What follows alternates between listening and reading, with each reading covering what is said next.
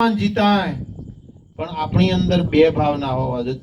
દ્વિત્યા ભક્તિ નહીં ચાલો. એક જ ભાવ, એક જ પ્રેમ. બીજો કોઈ બોલીએ છે, ત્રીજો કોઈ બોલીએ છે, આપણા પતિના આગળ કોઈ બોલીએ છે, સસરા આગળ કોઈ બોલીએ, સાસુ આગળ કોઈ બોલીએ છે. એક જ ભાવ બધાની અંદર. હે ઈશ્વર પરમાત્મા, મમય વાંછો જીવલોકે જીવભૂત સનાતનમ. હે અર્જુન, આ ચરાચરની અંદર રહેલો જે જીવ છે એ મારો જ અંશ, જુદો નથી.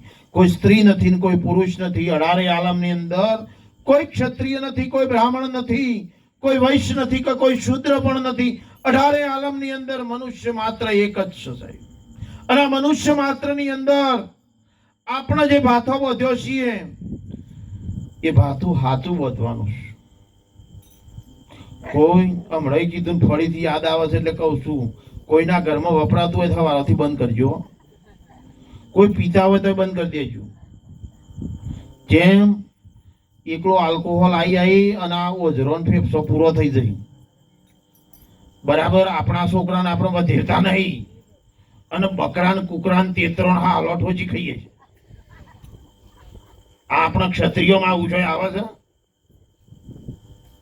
અને પાછું કે હાળામાં ગરમ મસાલોની નહાંગાતી કે ભાત જવું છે, રહો થોડો જાડો કરજો કે બરાબર. એટલે કે ગઠમાં આવો.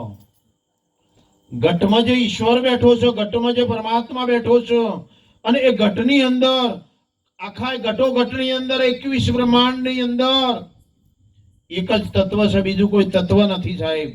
અને એ તત્વની અંદર રમવા વાળો જે કૃષ્ણ પરમાત્મા, દ્વારકાનો નાથ ભગવાન કૃષ્ણએ રણ મેદાનની અંદર અર્જુનને કીધું કે અર્જુન, તારા ને મારા અનેક અવતારો થઈ ચૂક્યા છે, તું એને જાણતો નથી, હું એને જાણું છું.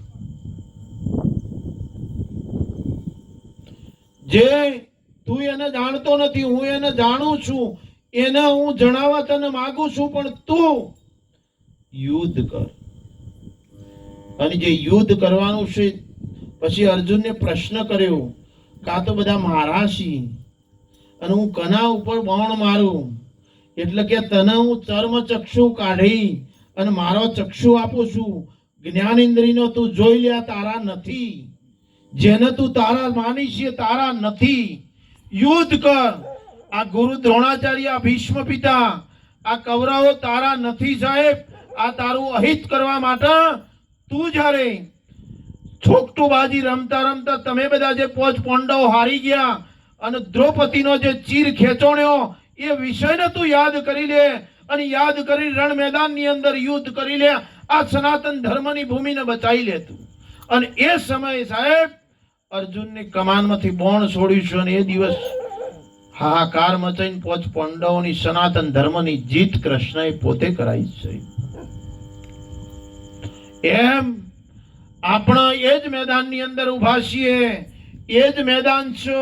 આપણા ચહેરા જુદા છે ને બધા એના એ જ છીએ. આપણે અવરનવર આવીએ છીએ, જતા રહીએ છીએ. ગીતાની અંદર ભગવાન કૃષ્ણ બોલ્યા કે જૂના વસ્ત્રો ત્યાગ કરી અને હું નવા વસ્ત્રો ધારણ કરું છું. કાલે આપણે કોઈના પિતા હતા, કાલે કોઈના દીકરા થશું, કાલે કોઈનો ભાઈ હતો, કાલે કોઈનો માં થશું. આ અવરનવર 84 લાખ યોનિની અંદર ભમતા રહીએ છીએ.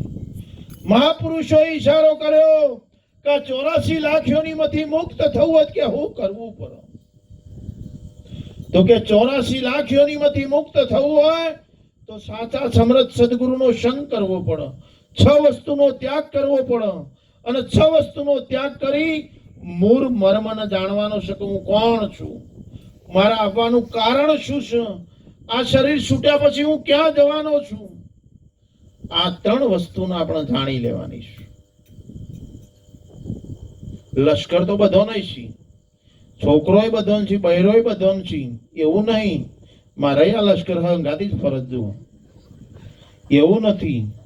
પણ એ લશ્કર કેવી રીતે આ લશ્કર હંગાતે રહેવું એ મર્મ સદગુરુ મહારાજ જોડે શીખવાનો છે. આ એ અમન સણકા તો અમુક સમય કરી જ જોઈ છે, પણ અમે સહન